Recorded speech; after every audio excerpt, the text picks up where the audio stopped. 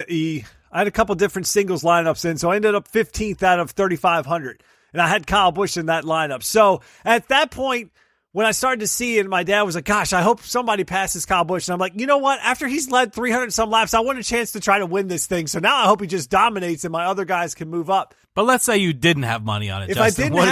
If I didn't have that particular lineup, I probably would have turned the race off at that point. Like, I was streaming it and watching the basketball game.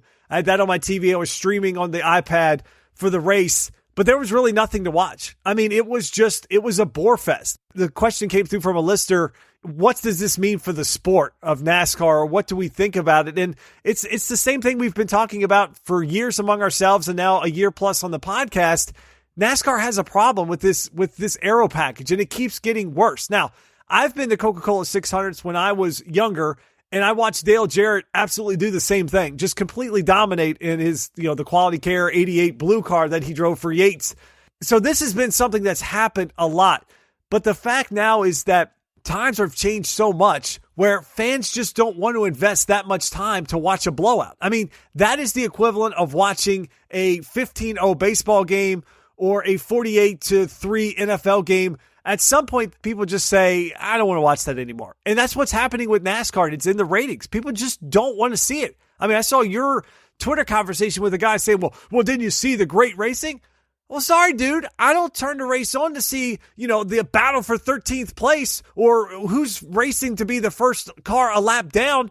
There's one lap of racing off of a restart. Guys are getting at it, and then they separate, and that's it. They don't do anything else. There's no passing that takes place. The leader runs off. I mean, the last run, there was one car within 15 seconds of the leader on a race where you've broken up into basically 4 quarters. And the last quarter, a guy still gets out and laps into the top 10.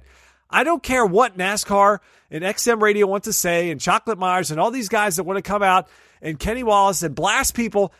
The racing sucks, period. And the ratings and the viewership and the attendance show that.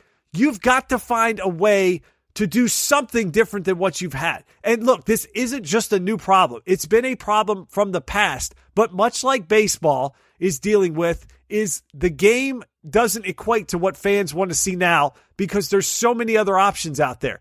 People complain about even, NFL games taking too long, too many timeouts, too many this, too many that. No, I don't think they should shorten the Coke 600. That's a special race. But you've got to find a way so that the lead car does not run off from the field and you have a blowout at every damn mile-and-a-half track, Eric, and that's all it is. Well, I was pretty harsh on Twitter. I sent a tweet that said, this race is everything that's wrong with NASCAR in 2018. And I actually disagree with you. I think they should do away with the Coke 600. I think all of the races should be brought down to 250 to 400 miles. And that's because of the way that we are in society today. We also saw a Coke 600 where everyone from 10th to 40th was at least one lap down, if not more. And then, like you said, you look at the guy who's running 5th, he was like 18 seconds behind Kyle Busch.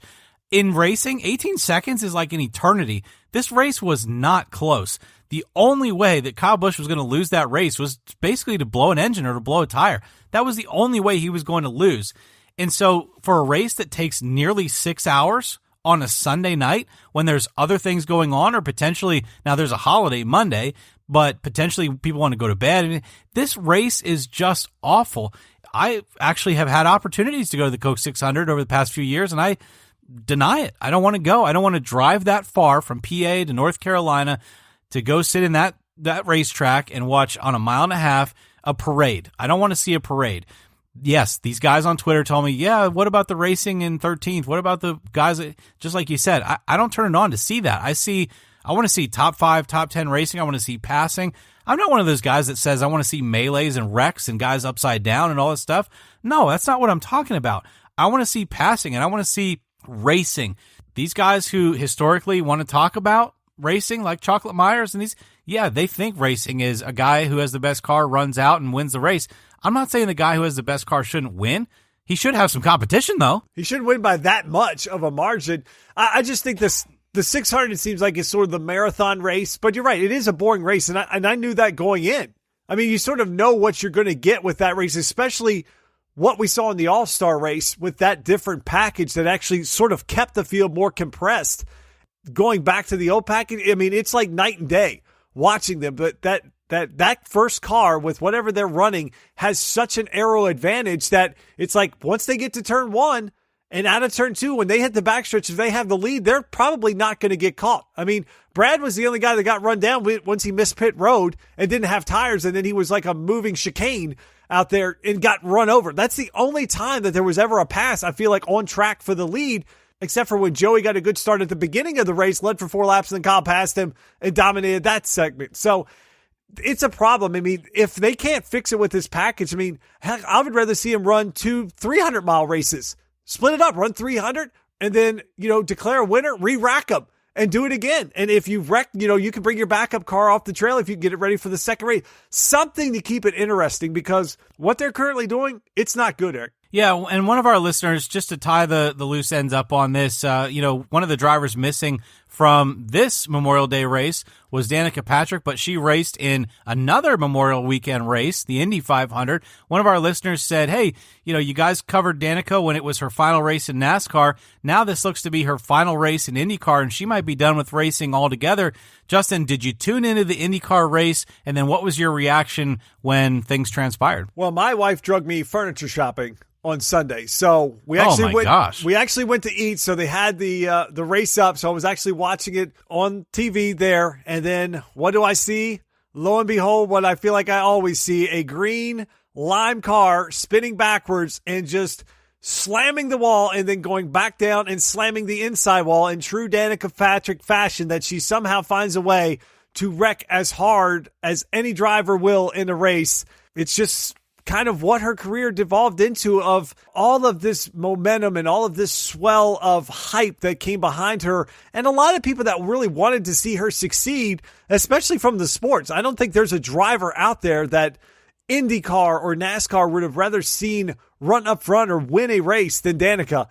And frankly, I just think she just didn't have the talent to be able to do it. With IndyCar going back there, I mean, I didn't really feel like she could win, because I felt like being away from the sport that long, jumping back into it, that was going to be a tall task.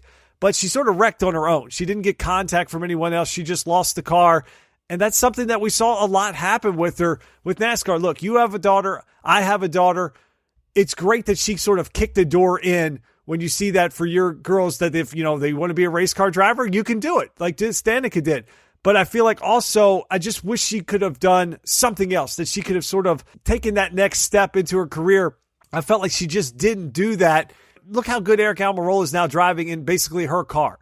Same car, probably less funding than that car had when Danica was in it. And he feels like he top tens nearly every week. And it felt like Danica could never get there. So from my standpoint, as much as I wanted to see her succeed, you have to call what it is. She was just mediocre. Yeah, it's a sad ending to, I would say, a good career, because I think she made a lot of money. She achieved a lot. She did a lot for women in motorsports, and she did blaze a trail. She certainly underachieved and didn't do as well as we had hoped she would do, but I think she moved the needle for these up-and-coming drivers. I am thankful for Danica's career, because I think when we see females like Natalie Decker and Haley Deegan and girls that are really coming into the sport at a much younger age and driven a lot of different kinds of race cars that are going to give them that experience when they get to the stock car level. As we talked about, Danica was decent at open wheel, came to the stock car level, didn't really know how to handle a heavier car that was tight and loose. And, she just doesn't know how to deal with that. Didn't communicate well. Really stunted her growth in NASCAR.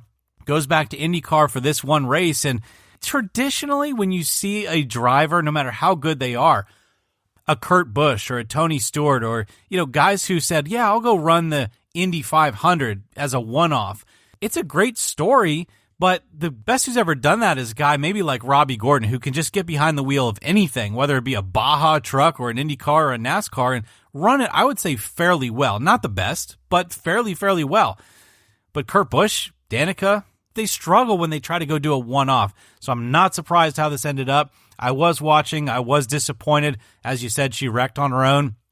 Pretty much lost the back end of the car, got loose right up into the wall, and that was it for her racing career. I think she's got a lot on her plate now that's outside of racing, and I wish her all the best. But yeah, listener who tweeted us that question, that's going to be it for Danica's career. She's on to bigger and better things outside of racing. So what I would encourage you to do is look into people like Natalie Decker and Haley Deegan and many others that are coming behind them who really know how to drive, and they're going to be the names that you want to pay attention to in the next 3 to 4 years as far as females in motorsports. And in fairness to Danica, drivers who have come from just that discipline of open wheel racing from the IndyCar specifically, there hasn't been, outside of Tony Stewart, most of them have struggled. I mean, Juan Montoya, Dario Franchitti, just think of Sam Scott Hornish Speed. Jr. Sam Hornish Jr. won a ton of IndyCar races, and he came over and tore up millions of dollars. I mean, the man created his own junkyard. I mean, there was always a joke out there I heard Dale Earnhardt Jr. say of, if you want to shorten the races, just take Sam Hornish out of the sport, because he was literally 2 to 3 cautions a race, it felt like. Juan Pablo Montoya struggled really for most of his career in NASCAR. I mean, the man hit a jet dryer, for God's sake. So, I mean, it wasn't like everybody that steps into this sport from that discipline of racing just dominated. So from that standpoint, when you measure Danica against those guys, she's probably a lot closer to being there. But when you match her up with guys that have been coming up in dirt racing or in late models in these heavy stock cars, that's why I say she's mediocre from that standpoint, because she just didn't have the experience that those guys had to lean on. And Kevin Harvick made a great point. He's got 20 plus years of experience. Every single weekend that he's on the track with Danica, he's learning too. She's never going to catch up to that learning curve. It's not like she can go out to the local go-kart track and race against a bunch of 10-year-old kids and think she's going to catch up to what he knows. It just doesn't happen.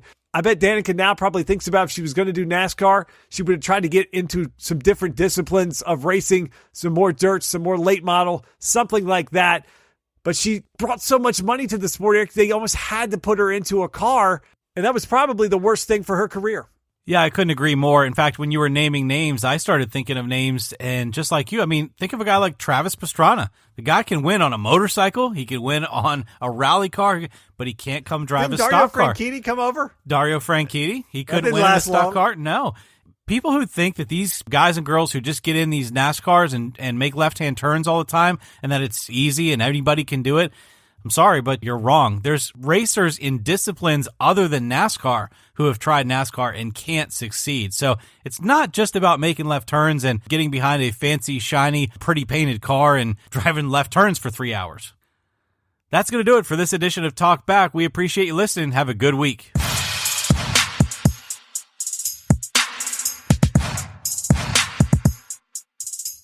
Thank you for listening to this episode of Talk Back.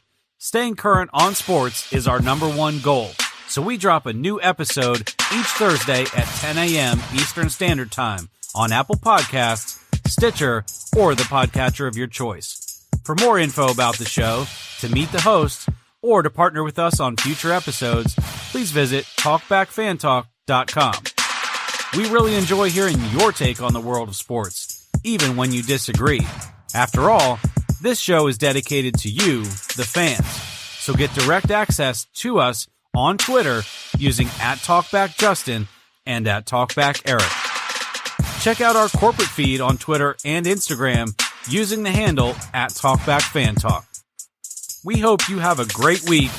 We'll talk back at you next time.